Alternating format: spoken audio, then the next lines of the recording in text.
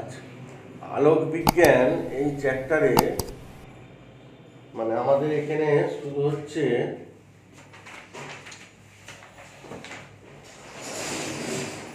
আলোক বিজ্ঞান ইউনিট 6 ইউনিটে মোটামুটি তোমাদের 7টা চ্যাপ্টার আছে।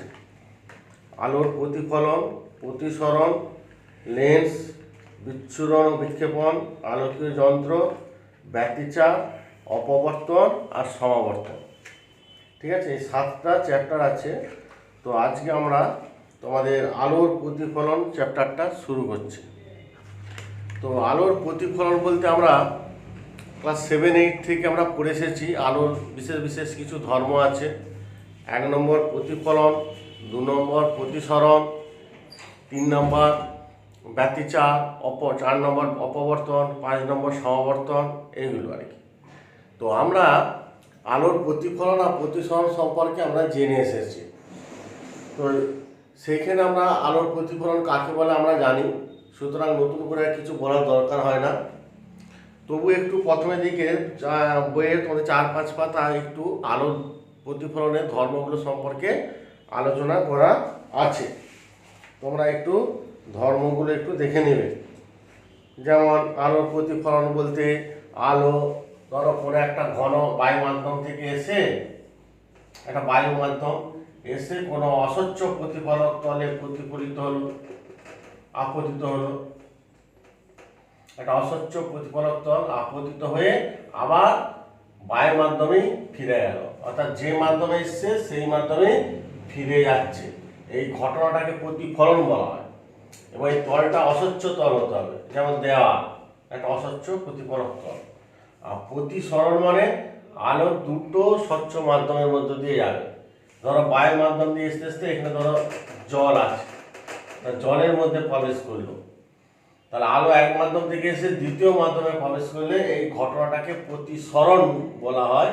এটা আমরা পরের চ্যাপ্টারে আলোচনা করব। এই চ্যাপ্টারে আমরা শুধু আলোর প্রতিফলন, অর্থাৎ যে মাধ্যম দিয়ে আসছে আলো সেই মাধ্যমেই ফিরে যাবে, এই ঘটনাটাকে আলোর প্রতিফলন বলা হয়।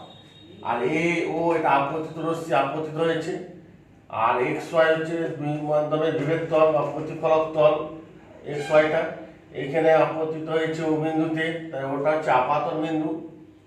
আপাতন বিন্দুতে একটা লম্ব টানলে সেটা হচ্ছে ও এন, অভিলম্ব।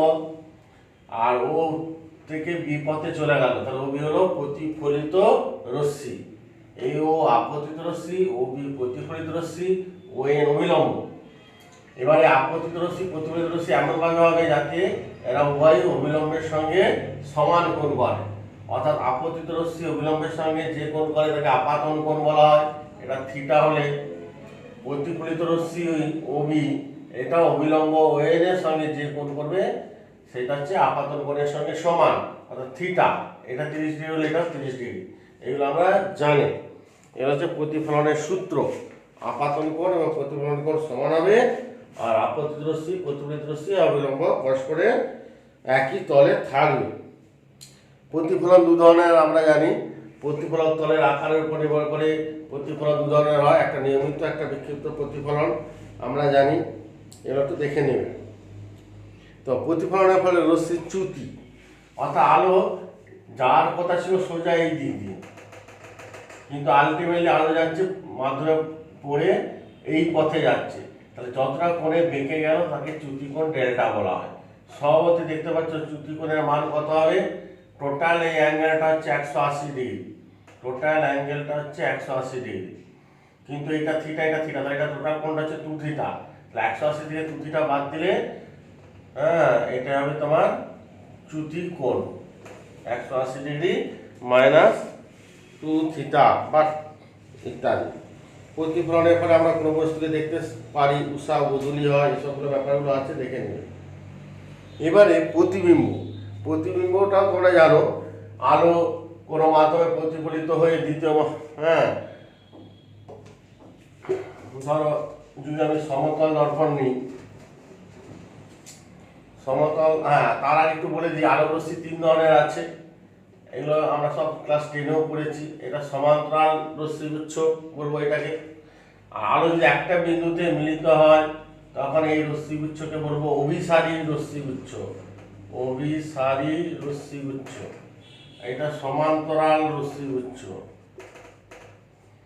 আর একটা বিন্দুতে যদি চারদিকে ছড়িয়ে যায় তখন এটাকে বলা হবে অপসারী রশ্মিগুচ্ছ।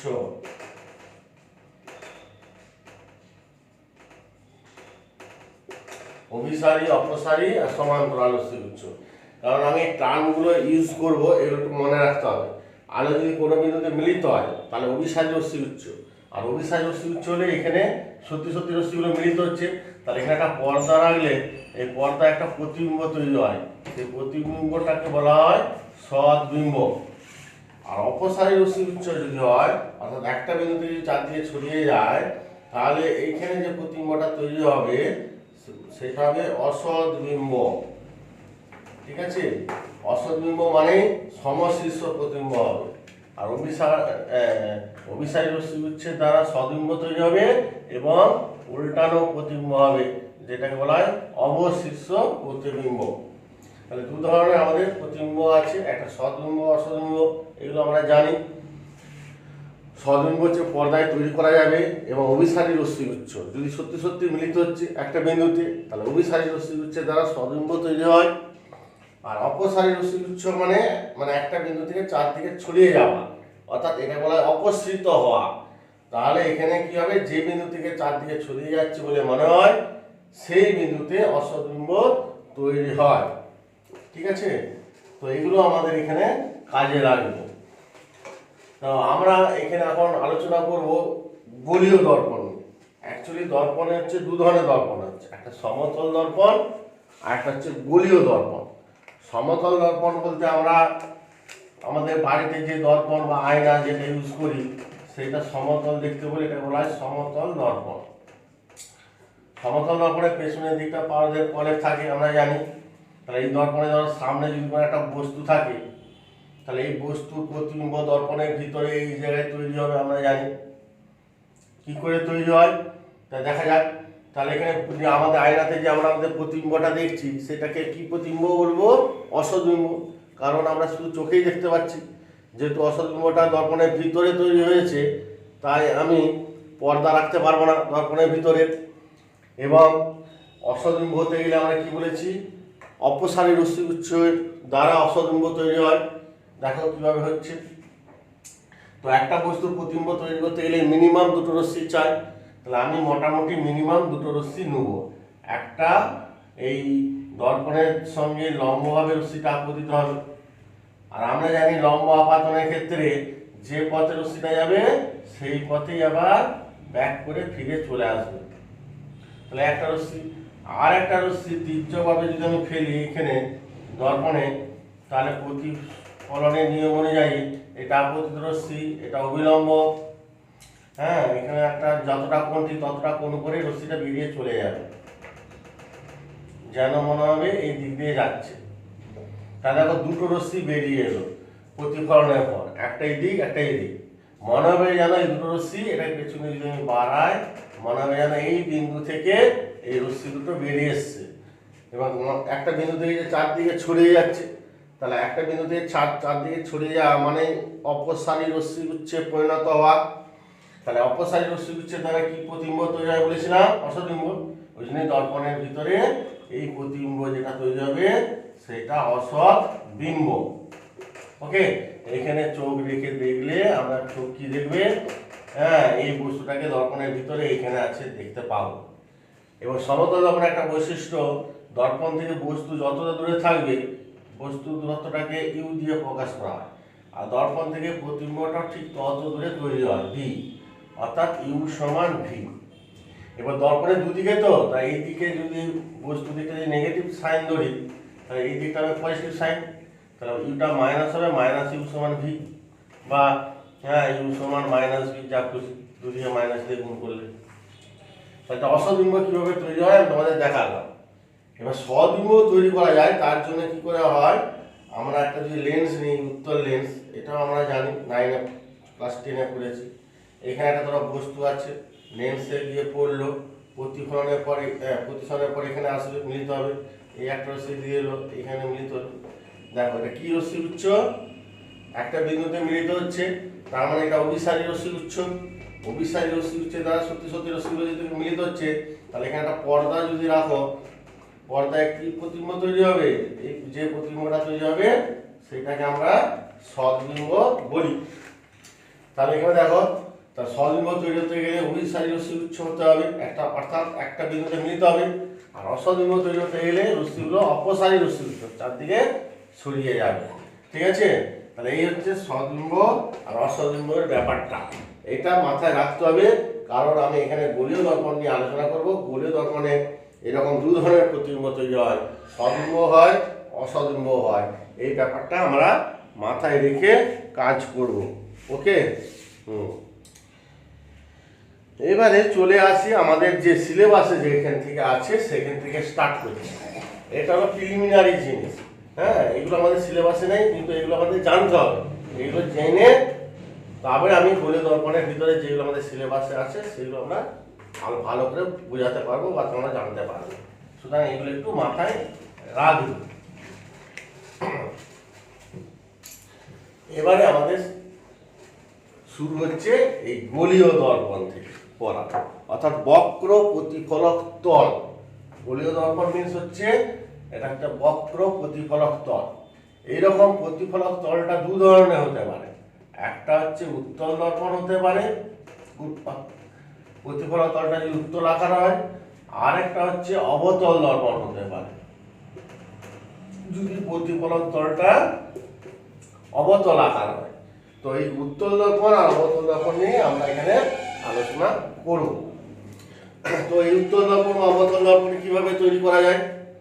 না, তৈরি করতে গেলে আমাদের কি করতে হবে? এই গোলীয় দর্পণ বলেছি, তারপরে একটা গোলক নিতে হবে, কাঁচের গোলক, যেমন ফাঁপা গোলক, যেমন ফুটবল ভিতরটা ফাঁপা, সেরকম একটা কাঁচের গোলক একটা ধরো নেওয়া হলো। নিয়ে কাঁচের গোলক, এই যে দেখতে পাচ্ছি ছবিতে আমি এঁকেছি, একটা গোলক এঁকেছি, এইটা একটা কাঁচের গোলক, এইটা একটা কাঁচের গোলক। এবার এই একটা অংশ আমি ধর কেটে নিলাম, এই অংশটা আমি কেটে নিলাম, এই যে মোটা লাইন দিয়ে দেখেছি এটা কেটে নিয়েছি টোটাল গোলক থেকে, ওই জন্য এটা ডট ডট দিয়ে দেখিয়েছি, এটা বাদ দিয়ে দিলাম। এবার এইটা নিলাম, এখানেও তাই একটা অংশ ধর আমি কেটে নিলাম, এটা দর্পণ বলে নাম দিচ্ছি M M dash, M M dash. এবারে এই কেটে নেওয়া অংশটা থেকেই আমরা একটা উত্তল দর্পণ একটা অবতল দর্পণ তৈরি করব। তার জন্য আমাদের কি করতে হবে? যদি অবতল দর্পণ ব্যবহার করি তাহলে এই বাইরের দিকে আমাদের পারদ বা মার্কারি অক্সাইডের পরে দিতে হবে, আর এটা চলে যাবে অবতল দর্পণ হয়ে যাবে। আর উত্তল দর্পণ তৈরি করতে গেলে কি করতে হবে? দর্পণটার ভিতরের দিকে, এটার ভিতরের দিকে মার্কারি অক্সাইডের পলেপ দেবো আমরা, ভিতরের দিকে পলেপ দেবো, তাহলে এটা যাবে উত্তল দর্পণ। ওকে? তাহলে অবতল দর্পণের বাইরের দিকে পর্দা করে দিয়েছি, তাহলে বাইরে দিয়ে দেখা যাবে না বস্তুকে, তাহলে বস্তুকে কোথায় রাখতে হবে? ভিতরে রাখতে হবে, এখানে বস্তু রাখতে হবে। আর অবতল দর্পণে আর উত্তল দর্পণের ভিতরে পর্দা করে দিয়েছি, তাহলে বস্তুকে কোথায় রাখতে হবে? বাইরে, বাইরে থেকে দেখা যাবে। তোমরা বাইরের দিকটা দেখো উত্তল আকারে লাগছে, আর এর ভিতরের দিকটা অবতল আকারে লাগছে। ইত্যাদি। যেমন তোমাদের ঘরে যদি চামচ থাকে বা হাতা থাকে, রান্নাঘরে দেখবে চামচটা যদি এইভাবে রাখি, তাহলে এই দিকে যদি দেখি তাহলে এটা হচ্ছে অবতলের মতন কাজ করবে। আর চামচের পেছন দিয়ে যদি তুমি দেখো, এই দিকটা দিয়ে যদি দেখো, তাহলে এটা যাবে উত্তল দর্পণের মতন কাজ করে। তাহলে এখন অবতল সামনের দিকটা, আর পেছনের দিকটা চামচের হয়ে গেল উত্তল। ওকে? চামচটা একটা দর্পণের মতন উত্তল দর্পণ বা অবতল দর্পণ দুভাবে ব্যবহার করি। তো চকচকে চামচ হতে হবে, আবার নতুন স্টিলের চামচ হবে যেটা চকচক করছে, তাহলে তার প্রতিবিম্ব তৈরি হবে। আমরা দেখবো চামচের ভিতরে আমাদের ছবি তৈরি হচ্ছে, একটা ইমেজ ফর্ম করছে। ওকে? এবারে এই অবতল দর্পণ বা উত্তল দর্পণের ভিতরে ঢোকার আগে আমাদের কতগুলো রাশি বা টার্মস আছে সেগুলো আগে জানতে হবে। তো অবতল দর্পণের মধ্যে আমাদের ফার্স্ট হচ্ছে যে দর্পণটা নিয়েছি, এই অংশটা এর একটা মধ্য বিন্দু আছে, মিডিল পয়েন্ট। ঠিক আছে? যে কোনো একটা প্রান্ত বিন্দু থেকে ঠিক মাঝের যে বিন্দুটাকে বলা হয় দর্পণের মেরু বা পোল, পি দিয়ে প্রকাশ করা হয়। এর একটা মেরু বা পোল আছে, পি দিয়ে প্রকাশ করা হয়। ওকে? এবারে এবারে এই যে দর্পণটা, এই গোলে দর্পণটা যে গোলকের অংশ হলো সেই গোলকের তো একটা কেন্দ্র থাকে, এই আমি দিচ্ছি এটা কেন্দ্র। এই কেন্দ্রটাকে বলা হয় বক্রতা কেন্দ্র, সেন্টার অফ কার্ভেচার, ওই জন্য সি দিয়ে প্রকাশ করা হচ্ছে। এরও এটা হচ্ছে বক্রতা কেন্দ্র, সেন্টার অফ কার্ভেচার, এটা হচ্ছে সি দিয়ে আমি প্রকাশ করলাম। এবারে এই বক্রতা কেন্দ্র আর দর্পণের মেরু, এই দুটোর মাঝখান দিয়ে আমি একটা সরল রেখা টেনে দিই, অঙ্কন করি, তাহলে এটা হয়ে গেল কি প্রধান অক্ষ, প্রিন্সিপাল এক্সিস, প্রধান অক্ষ। এসব সংজ্ঞাগুলো পরীক্ষায় পড়ে, প্রধান অক্ষ কাকে বলে। ওকে, এর আমরা ক্লাস 10এও পড়েছি। এরও প্রধান অক্ষ কোনটা হবে, এটার মধ্যে দিয়ে সংযোগকারী সরলরেখা, এটা প্রধান অক্ষ হলো। অবতল দর্পণের প্রধান অক্ষ বক্রতা কেন্দ্র পেলাম, আর দর্পণের মেরু থেকে বক্রতা পর্যন্ত দূরত্বটাকে বলা হয় বক্রতা ব্যাসার্ধ, রেডিয়াস অফ কার্ভেচার, ওই জন্য আমি আর দিয়ে প্রকাশ করলাম। ওকে, আর কিছু রশ্মি আছে, উপাক্ষীয় রশ্মি, প্রান্তিক রশ্মি। যে রশ্মিগুলো অক্ষের কাছাকাছি দর্পণে আপতিত হবে সেগুলোকে উপাক্ষীয়, যেগুলো প্রান্তের দিকে পড়ছে সেগুলোকে বলবো প্রান্তিক রশ্মি। হলো এই ব্যাপার। তাহলে এবারে আমি এরপর দর্পণের এইটা রাখবো, বাকি অংশটা আমি মুছে দিচ্ছি, এটা আমার আর কাজে লাগবে না। এরও তাই এই অংশটা আমি মুছে দিলাম, কাজে লাগবে না। এইটুকু নিয়ে আমরা কাজ করব। এবারে ধরো আমি অবতল দর্পণ, উত্তল দর্পণ সাইড বাই সাইড দেখাবো। অবতল দর্পণে যদি ধরো প্রধান অক্ষের, সেটা তো প্রধান অক্ষ, প্রধান অক্ষের সমান্তরালে কোনো যদি আলোক রশ্মি আপতিত হয়, তাহলে দর্পণ থেকে প্রতিফলিত হওয়ার পর সেই রশ্মিটা কোন দিকে যাবে সেইটা নির্ণয় করতে গেলে আমাকে কি করতে হবে, ধরো এ বি আলোক রশ্মি আপতিত হয়েছে বি বিন্দুতে, বি বিন্দুর সঙ্গে সি বিন্দু আমাকে ডট ডট দিয়ে যোগ করতে হবে, তাহলে বিসিটাই হবে এখানে অভিলম্ব। কারণ আমরা একটা গোলক বা বৃত্তে একটা ব্যাসার্ধ আর একটা স্পর্শকটা হচ্ছে, আর ব্যাসার্ধ পরস্পর লম্বভাবে থাকে, আমরা জানি যেটা প্রমাণ করেছি ক্লাস 10-এ। তার মানে এই বিন্দুর সঙ্গে সি বিন্দু যোগ করলে সেইটা হয়ে যাবে অভিলম্ব। ওকে, তাহলে এই বিটা হচ্ছে আপতিত রশ্মি, তাহলে এটা অভিলম্বের সঙ্গে যত কোণ করবে, প্রতিফলিত রশ্মি নিশ্চয়ই অভিলম্বের সঙ্গে তত কোণ করে এর বিপরীত দিকে যাবে। অভিলম্বের যে দিকে আপতিত রশ্মি তার বিপরীত দিকে প্রতিফলিত রশ্মি হবে। প্রতিফলিত রশ্মিটা দেখা গেল একটা নির্দিষ্ট বিন্দু দিয়ে চলে যাবে, এই বিন্দু চলে গেল, ঠিক আছে। যে বিন্দু দিয়ে গেল সেই বিন্দুটাকে বলা হয় মুখ্য ফোকাস, এফ দিয়ে প্রকাশ করা হয়। ওকে, অর্থাৎ প্রধান অক্ষের সমান্তরালে যত রশ্মি আপতিত হোক না কেন, সব এই প্রধান অক্ষের উপর অবস্থিত একটা নির্দিষ্ট বিন্দু দিয়ে রশ্মিগুলো চলে যাবে, সেই নির্দিষ্ট বিন্দুটাকে বলা হয় মুখ্য ফোকাস। আর দর্পণের মেরু থেকে এই মুখ্য ফোকাস পর্যন্ত এই দূরত্বটাকে বলা হয় ফোকাস দৈর্ঘ্য। ওকে, আর উত্তল দর্পণের ক্ষেত্রে কি রকম হবে, উত্তল দর্পণের ক্ষেত্রে একই জিনিস হবে।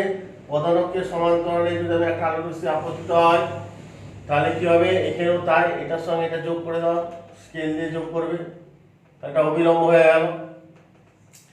এটা এবি রশ্মি, এটা অবিলম্ব, তাহলে অবিলম্বের সঙ্গে এটা যত কোণ করবে তত কোণ করে ওই দিকে চলে যাবে, যেন মনে হবে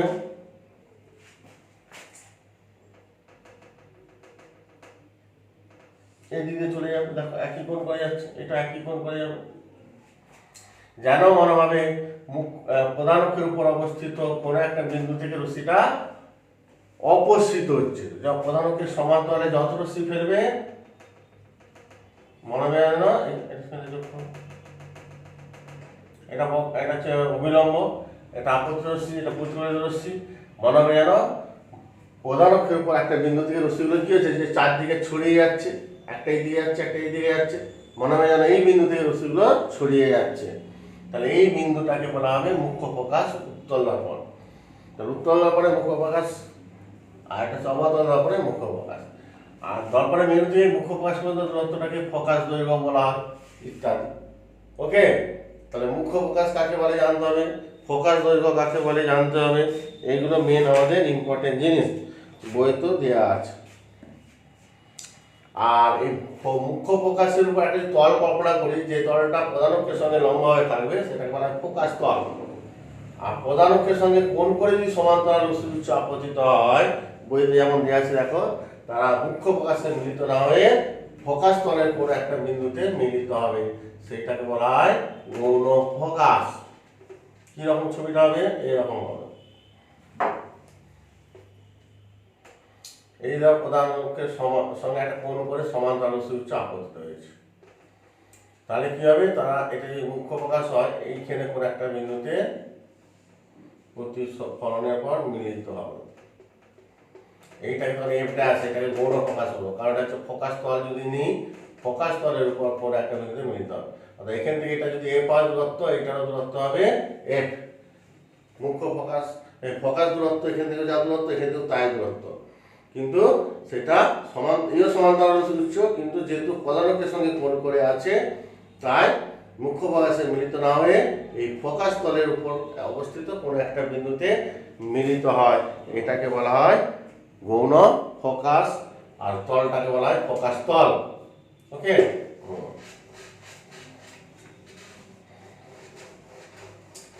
এবারে আমরা ওই যে ফোকাস দূরত্ব আর বক্রতা ব্যাসার্ধ, এদের মধ্যে একটা সম্পর্ক আছে। ফোকাস দূরত্ব যদি এফ হয়, বক্রতা ব্যাসার্ধ যদি আর হয়, তাহলে এফ সমান r/2, এটা প্রমাণ করতে হবে। এটাও ক্লাস 10-এ ছিল, তোমরা দেখবে। আমি অবতল দর্পণের ক্ষেত্রে যদি আমি দেখাই প্রমাণ করে, mm ড্যাশ একটা অবতল দর্পণ, আগে ছবি আঁকতে গেলে সব মধ্যবিন্দু কি করলে, দর্পণের ঠিক মধ্যবিন্দুতে এটা হলো প্রধান অক্ষ টানলে, এটা সি বিন্দু, এটা এ বিন্দু ধরো। এটা প্রমাণ করতে গেলে আমাকে প্রধান অক্ষের সঙ্গে একটা সমান্তরাল ভাবে একটা রশ্মি আপতিত হতে হবে দর্পণে। ধরো এ বি রশ্মি হয়ে বি এর পথে চলে গেল, এই পথে চলে গেল। ওকে, তাহলে যে পথে গেল, সুতরাং এটার সঙ্গে এটা সমীকরণ যোগ করে দিই, এটা অভিলম্ব হয়ে গেল। অভিলম্বের সঙ্গে এটা যে কোণ করবে থিটা কোণ, এটাও সেই কোণ করবে, একই কোণ করবে থিটা, কারণ এটা আপাতন কোণ, এটা প্রতিফলন কোণ। আবার দেখো, আবার যদি আমি দেখাই, এইটা ধরো এই রশ্মিটা আর এই রশ্মিটা সমান্তরাল, আর এটা হচ্ছে ভেদক হিসাবে যদি ধরি, তাহলে এই কোণটা কি হবে? এই কোণটার সঙ্গে এই কোণটা কি হবে? সমান হবে, একান্তর কোণ। এইটা যদি থিটা হয়, তাহলে এই কোণটাও কি হবে? থিটা হবে। এবার ত্রিভুজ বিএফসি দেখো, এবার এই ত্রিভুজ, এই বিএফসি ত্রিভুজে বিএফসি মানে যে বিএফসি, এই ত্রিভুজটার ক্ষেত্রে দেখো, ত্রিভুজ বিএফসি এই ত্রিভুজের ক্ষেত্রে দেখো, যেহেতু এই দুটো কোণ সমান, কোণ এফ বিসি সমান কোণ বিসিএফ সমান কত? থিটা। অতএব ত্রিভুজের যেহেতু কোণগুলো সমান হবে, তাহলে এই কোণটার বিপরীত বাহু আর এই কোণটার বিপরীত বাহু সমান হবে। এই কোণটার বিপরীত বাহু হচ্ছে এফসি সমান, আর এই কোণটার বিপরীত বাহু হচ্ছে বিএফ, এফসি সমান বিএফ সমান। আবার যেহেতু এবিটা খুব প্রধান অক্ষের কাছাকাছি একটা রশ্মি, ঠিক আছে, উপাক্ষীয় রশ্মি, সুতরাং প্রধান অক্ষের খুব কাছে, আমি দূরে এঁকেছি ছবিটা, এবিটা কিন্তু খুব কাছাকাছি থাকে, সেই জন্য বলতে পারি বি আর পি খুব কাছাকাছি বিন্দু, মানে এইরকম জিনিসটা। এটা এ বি রশ্মি, এটা এফ ছিল, এটা সি ছিল, এই ধরো বি এফ, একটা পি, তাহলে B F R P F প্রায় কাছাকাছি হয়ে যাচ্ছে। এই যে রশ্মিটা, এই রশ্মিটাকে আমি এখানে এঁকেছি, তাহলে B F R P F খুব কাছাকাছি, ওই জন্য বি এফ সমান বলতে পারি নিয়ার টু পি এফ। তাহলে P F R F C কি হলো? সমান হয়ে গেল, P F R F C সমান, অতএব পি এফ সমান এফ সি। ঠিক আছে, তাহলে অতএব আমি বলতে পারি পিসি, পিসিটা বের করবো, পিসি সমান বলতে পারি P F plus F C. PC মানে আমরা জানি বক্রতা ব্যাসার্ধ আর, আর পি এম মানে হচ্ছে ফোকাস দৈর্ঘ্য এফ, প্লাস এফ সি মানে, আর P F R F C তো সমান, আর পি এম মানে যদি এফ হয় ফোকাস দৈর্ঘ্য, তাহলে এফ সি এফ হবে, তাহলে এফ সি এফ বসিয়ে দাও, সমান 2f, আর সমান 2f হয়ে গেল, অতএব সমান r/2 প্রুভড হয়ে গেল, প্রমাণ হয়ে গেল। ফোকাস অর্থাৎ বক্রতা ব্যাসার্ধ যদি 10 সেমি হয়, তাহলে ফোকাস দৈর্ঘ্য হবে কত?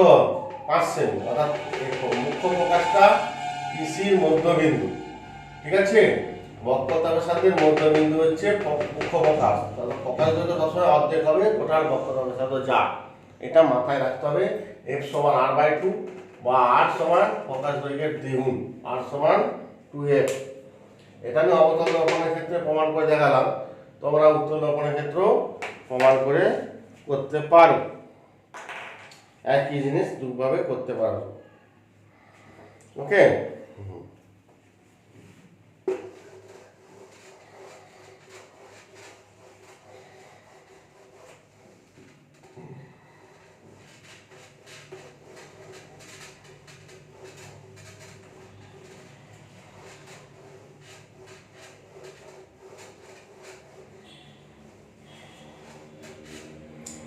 এবারে আমরা চলে আসি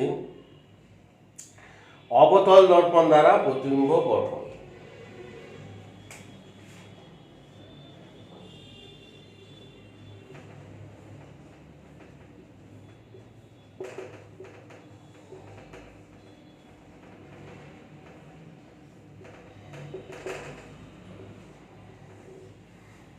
তারপর উত্তল দর্পণ দিয়ে দেখাবো। অবতল দর্পণ দ্বারা প্রতিবিম্ব গঠন। প্রতিবিম্ব মানে সদ্বিম্ব হতে পারে, অসদ্বিম্ব হতে পারে, তো আমরা গঠন করে দেখাবো। তো আমি ধরো এরকম একটা অবতল দর্পণ নিয়েছি, এর ছবি আঁকতে হবে, চিত্র অঙ্কন আঁকতে গেলে মোটামুটি একটি দর্পণটা আগে আনলে গ্যাস, চারটির মধ্যবিন্দু পি নিলে, আর এখান থেকে স্কেল দিয়ে এটা যদি 3 সেমি ধরে এফ হয়, তাহলে এখান থেকে আরও 3 সেমি ধরে সি হবে, কারণ সব ডিস্টেন্স, এটা মধ্যবিন্দু, তো তাহলে এটা মধ্যবিন্দু পিসির মধ্যবিন্দু এফ, তাহলে এটা যদি যা 3 সেমি হলে এটাও 3 সেমি হবে, সেম ডিস্টেন্স। এই ডিস্টেন্সগুলো ঠিক রাখতে হবে, তবে ছবি অ্যাকুরেট আসবে। এবারে প্রধান অক্ষের সঙ্গে সমান্তরাল একটা আলো রশ্মি আপতিত হলো, সরি দাঁড়া এক মিনিট। এবার একটা বস্তুকে দেখো বিভিন্ন জায়গায় রাখা যেতে পারে, কটা পজিশনে বস্তুটাকে ধর আমি পি আর এফ এর মধ্যে রাখতে পারি, এফ এ রাখতে পারি, এফ আর সি এর মধ্যে যে কোনো জায়গায় রাখতে পারি, সি তে অরিজিনাল রাখতে পারি, সি এর বাইরে রাখতে পারি, আর একটা কোথায় অসীমেও রাখতে পারি। তাহলে বস্তুর অবস্থান কটা হচ্ছে, 1 নম্বর, 2 নম্বর, 3 নম্বর, 4 নম্বর, 5 নম্বর, 6টা পজিশন। বস্তুকে 6টা পজিশনে রাখলে প্রতিবিম্ব 6 ধরনের হবে, কোথাও সদ্বিম্ব হবে, কোথাও অসদ্বিম্ব হবে, কোথাও অসদ্বিম্ব বিবর্জিত, কোথাও সদ্বিম্ব বিবর্জিত, কোথাও সদ্বিম্ব সমান আকারে, কোথাও সদ্বিম্ব বস্তু থেকে আকারে ছোট, এরকম প্রতিবিম্ব তৈরি হবে। তো এই 6টা ছবি তোমাদের আঁকতে হবে। এই বস্তু বিভিন্ন জায়গায় থাকবে, এই বস্তুর প্রতিবিম্ব কোথায় তৈরি হবে আমাকে চিত্র এঁকে দেখাতে হবে, তারপর অঙ্কের সাহায্যে ম্যাথমেটিক্যালি আমরা করবো ক্যালকুলেশন।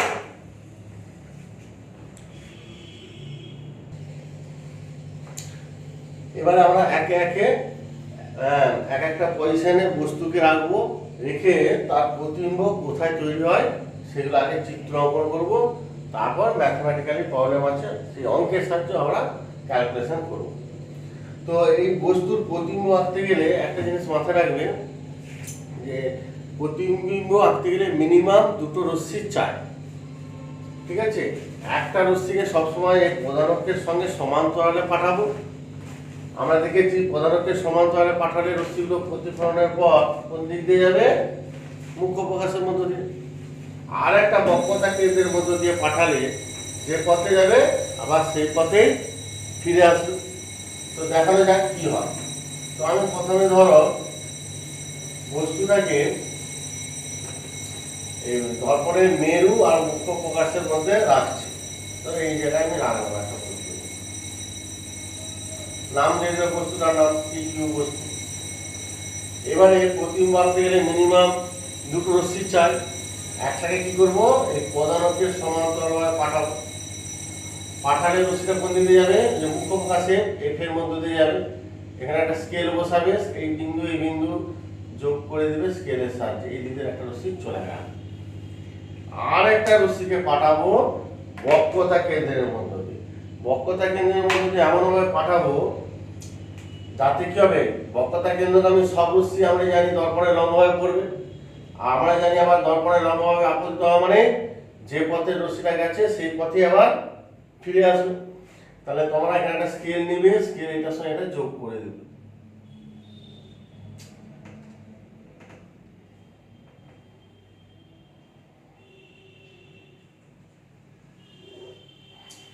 এই দেখো এইদিকে চলে যাবে,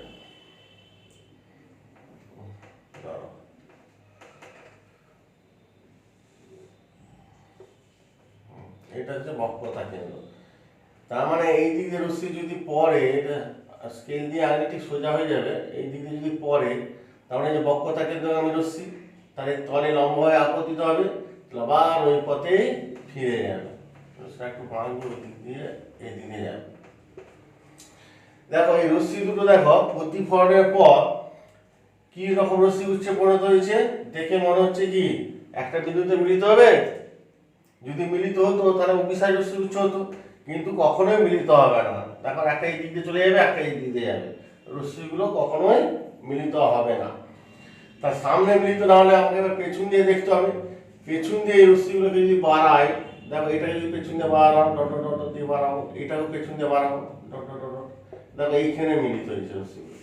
তাহলে আমার এখানে চোখ রাখলে চোখ কি দেখবে, চোখ দেবে এই দুটো রশ্মি মনে হবে যেন এই বিন্দু থেকে আসছে বলে মনে হবে। কেন না, কারণ আমরা জানি আমাদের চোখ আলো রশ্মির গতিপথ সোজা রাখে, বাঁকা অনুভব করতে পারে না। তাহলে এইখানে একটা প্রতিবিম্ব তৈরি হবে, এবং এটা কি রশ্মি উচ্চ, এই অপসারী রশ্মি উচ্চ, একটা বিন্দু থেকে চারদিকে ছড়িয়ে যাচ্ছে। তাহলে অপসারী রশ্মি উচ্চে পরিণত হয়েছে যেহেতু, তাহলে কি প্রতিবিম্ব তৈরি হবে এখানে, আমরা বলেছি অপসারী রশ্মি উচ্চ মানে এইটা হবে অসদ্বিম্ব। মানে দর্পণের ভিতর থেকে রশ্মিটা আসছে, এবার দর্পণের ভিতরে এই বস্তুটাকে আরো বড় সাইজে দেখাবে। এটা নাম দিয়ে দাও ছোট পি ছোট কিউ। বড় পিটা এখানে মিলিত হয়েছে, ছোট কিউ বড় কিউটা এখানে ছিল, এখানে মিলিত হয়েছে। তার বস্তু যেমন সাইজ তার থেকে বড় হবে, কিন্তু সমশীর্ষ মানে উল্টানো নয়, এটা যেমন আছে ঠিক সেইভাবেই থাকবে এবং বড় সাইজে দেখাবে। তাহলে এইভাবে দর্পণের, বিশেষ করে অবতল দর্পণের মেরু আর মুখ্য প্রকাশের মধ্যে যদি কোনো একটা বস্তুকে রাখি, তাহলে বিবর্ধিত অসদ্বিম্ব হবে আর সমশীর্ষ প্রতিবিম্ব তৈরি হবে। ওকে, এবার যেহেতু অঙ্কিত আমাদের করতে হবে, এখানে একটা চিহ্নের ব্যাপারও আছে, চিহ্নের ব্যাপারটা বলে দিই। দর্পণের দুটো দিক, এ পাশে একটা পোর্শন আবার এ পাশে একটা পোর্শন। তো দর্পণের যেই দিকে বস্তু থাকবে সেই দিকটাকে আমি সাধারণত নেগেটিভ সাইন দিয়ে প্রকাশ করা হয়, নেগেটিভ চিহ্ন, ঠিক আছে। আর দর্পণের ভিতরের দিকটা তাহলে হবে কি পজিটিভ চিহ্ন। এবার এখানে তিনটে জিনিস আছে ক্যালকুলেশন করতে হবে। একটা হচ্ছে দর্পণের মেরু থেকে বস্তুটা যে দূরে আছে সেটাকে বলা হয় বস্তু দূরত্ব ইউ, মেরু থেকে মুখ্য প্রকাশ পর্যন্ত দূরত্বটাকে বলা হয় প্রকাশ দৈর্ঘ্য এফ, আর মেরু থেকে প্রতিবিম্বটার দূরত্বটাকে বলা হয় ভি দিয়ে প্রকাশ করা হয়, ঠিক আছে।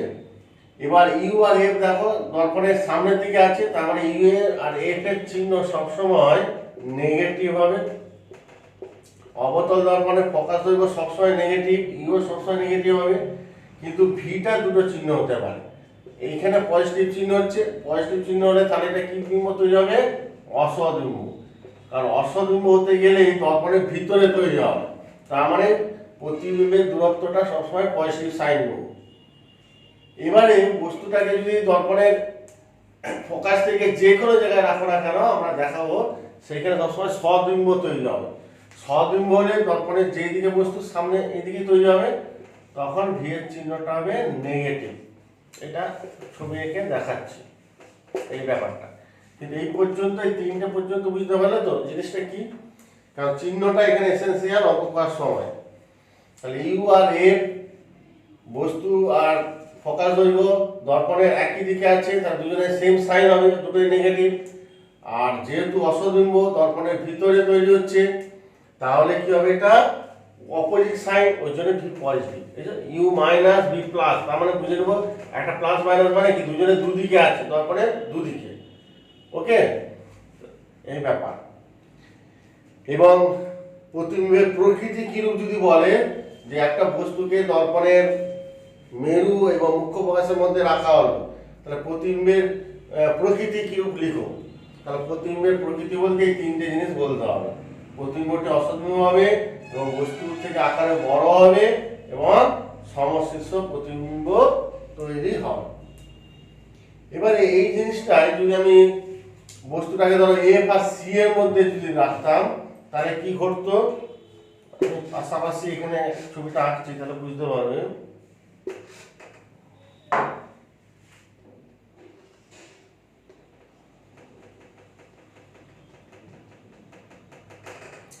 অবতল দর্পণের সে একই জিনিস, নাম নিলে এটা এম এম ড্যাশ, ঠিক মাঝের বিন্দুটা নিলে এটা পি দর্পণের মেরু। এখান থেকে স্কেলের সাহায্যে সমান দূরত্ব নিবে, এখান থেকে স্কেল দিয়ে তোমরা 3 সেমি যদি নাও তাহলে এটা মুখ্য ফোকাস, আবার এখান থেকে স্কেল দিয়ে আবার 3 সেমি নিবে, বক্রতা কেন্দ্র হলো। ঠিক আছে, এই দূরত্বগুলো ঠিক রাখতে হবে, তবে অ্যাকুরেট ছবি আসবে। এবারে একটা বস্তুকে আমি কি করছি, এ আর সি এর মধ্যে রাখছি, ধরো এখানে আমি রাখলাম বস্তুটাকে, এটা হচ্ছে পি কিউ বস্তু। তাহলে এর প্রতিবিম্ব আঁকতে গেলে একই জিনিস, এই যে প্রধান অক্ষের সমান্তরালে যে রশ্মি পাঠিয়েছিলাম এখানেও তাই, প্রধান অক্ষের সমান্তরালভাবে একটা রশ্মি পাঠাবো। প্রধান অক্ষের সমান্তরালভাবে যদি যায় রশ্মিটা,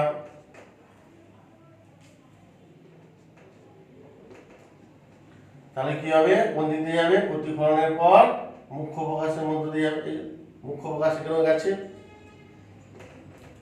এখানেও মুখ্য ফোকাস এখানের মধ্যে দিয়ে পাঠিয়ে এই দিকে চলে গেল।